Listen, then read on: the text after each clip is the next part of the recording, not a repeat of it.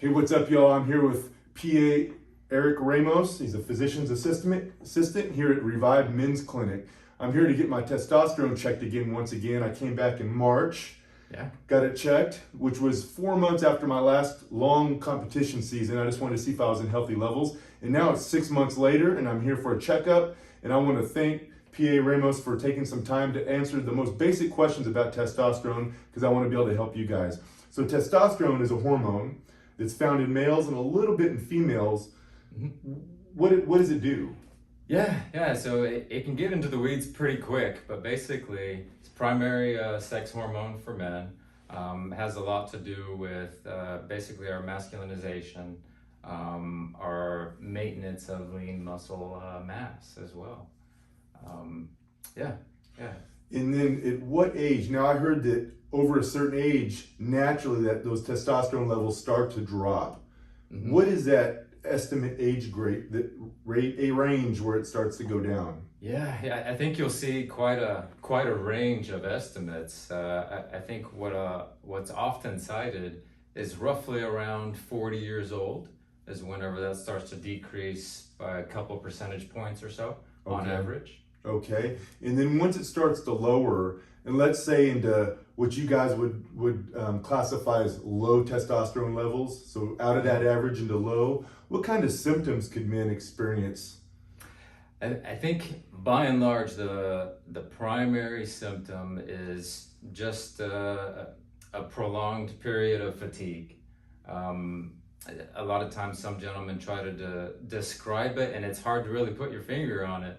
But basically, they're just feeling tired, not feeling themselves over, roughly 3 months to a year plus. Oh, wow.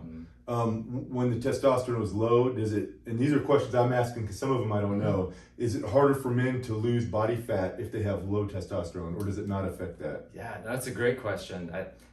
Whenever we're looking at kind of body fat and overall total composition, you have to start looking at estrogen and these other hormones that are in that metabolic profile. So short answer, yes, it can definitely affect overall composition. I mean, it can probably for sure make it harder to build some muscle. Yeah, totally. Especially gentlemen like yourself, very highly active, very physically fit. My guys who know their body very well, they tend to start to notice that basically it's taken a little bit longer to recover from that hard workout you used to be able to knock out and recover from really quick. Okay. Are there some things naturally, lifestyle-wise, or natural supplements or foods that men can incorporate in their lifestyle to help keep their range higher or increase it or just help maintain it? Absolutely. I would say the lifestyle is probably... it has to do, the biggest bulk of things that you can do, any man across the board right off the bat today. And so, focus on big muscle groups. Overall, there's quite a few studies showing that, your squats, your upper body, big muscle groups, that's going to help maintain an already good level of testosterone. And to a certain extent, bring up a low to mid-range testosterone level. Okay. I would say in addition to that, nutrition, as I'm sure you know well, is definitely the bedrock for a lot of this. If that composition of what you're eating on a consistent basis is not up to par, you're kind of already behind the 8 ball right there. So eating a bunch of junk could affect your testosterone levels. Absolutely, hands down. What about things like sleep and stress? Yeah, great factors to emphasize as well. I would say across the board, when guys start on treatment, if they have been, gone through the process, qualified for treatment, I tend to hear that sleep starts to improve typically 2 or 3 months after treatment. And goodness, if you could bottle up the effects of sleep, right? I mean, that's already going to lead to that symptomatic improvement in and of itself. So, absolutely. So holistic ways, men should exercise, concentrate on the big muscle groups, try to eat clean, don't need to eat like a bodybuilder, but just make better choices. Yeah. Is there any other thing? Is there any natural supplements that someone can get over the counter that, like natural, healthy things that would help? As far as supplements, I'd be kind of leery to say a supplement in and of itself is going to really turn around a low testosterone. Having said that, there are some supplements, more so with micronutrition, making sure your vitamins are up to par, after you get a proper blood level assessment on that. I would say top of mind, initial vitamin D. If that's low, that can lead to, or basically correlate to a low testosterone as well. Very good. So the last time I came in, it was March, and mine came back around 950.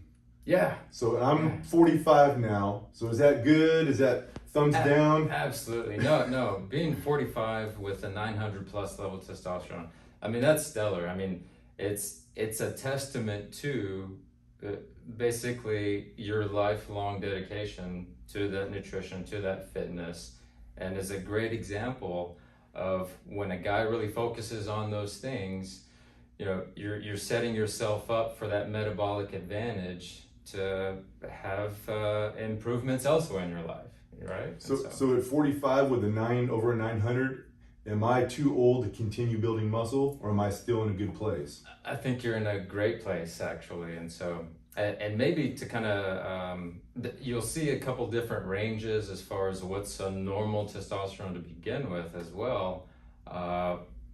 There's some other standard guidelines. One common one is 264 up to 916. And that's considered normal. So for yourself, range. Yeah, exactly. And so a huge range. And for some gentlemen who are, right at 300 or lower, but above that 264, honestly, they're very often told, hey, you're normal. We're not going to worry about it when they have all these full spectrum of low testosterone symptoms. And so keeping that range in mind with your current age, your current levels, again, it's a testament to your dedication. So that's impressive. Right on. Well, thank you. So as a natural athlete, I only compete in organizations where they do multiple levels of testing. Wow. So I'm glad mine's high. I personally could not do any prescriptions or any kind of treatment that would register, and it's just about everything registers. So even if a man has clinically very low testosterone, if they take something to get into healthy ranges, they cannot compete in these organizations. Mm-hmm. There's other organizations, though, that they don't test. I just don't compete in those now. So for the men out there that have low testosterone, that have no intentions of competing naturally, which is the majority of everyone in the world, the natural competitors is a very small percentage. So those guys that have low, that need help, that aren't competing in natural organizations, is there things that you guys can do to help them? Absolutely. I think to start it off, it can be a process, right? I have some gentlemen who tell me on a day-to-day basis, like, yeah, I've been thinking about this. I hear some of those common symptoms of fatigue, maybe a low sex drive. I've been wanting to come in, but it's been like a year or so since I've had these symptoms. And so it's kind of a little bit of a process on the individual level initially. But I got to tell you, like, the more you can be an advocate for yourself to start to see that symptomatic improvement, the better. And the sooner we can get to that improvement. Overall, if you're experiencing that fatigue, that low sex drive, that low libido, go get tested, go get checked out from a quality health professional, quality organization, whoever it may be. Because sometimes, even if it's with a regular family doc, they can at least, hopefully in many cases, point you in the right direction if they themselves don't really know much about testosterone, which can be very common. Awesome. Well, I want to thank you for your time. Absolutely. Thank you so much, guys. And I do recommend get your testosterone checked. It's better to know. Don't be embarrassed about this. It's a part of life, and it's going to help you live a more quality life if you know where your levels are and get them in normal ranges. I want to thank Revibe Health here in Tulsa, Oklahoma, and I believe they're elsewhere as well. Exactly. We got about 9 or 10 other clinics throughout the U.S. And definitely, in terms of that, I think you'll really like the structure and the organization. Kind of what I was mentioning a second ago, as far as a lot of family docs may not know a lot about testosterone or how to set up a proper regimen to do it properly. And I think you'll find not only the providers, but also that entire team dedicated to help those providers provide that quality care.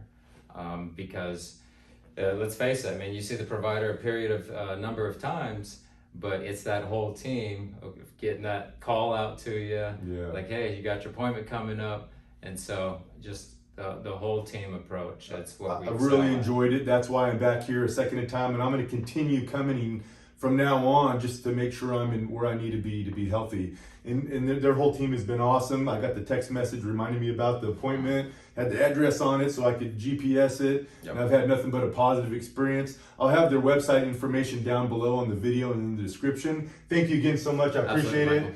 And we'll be back. Thank you guys. Awesome.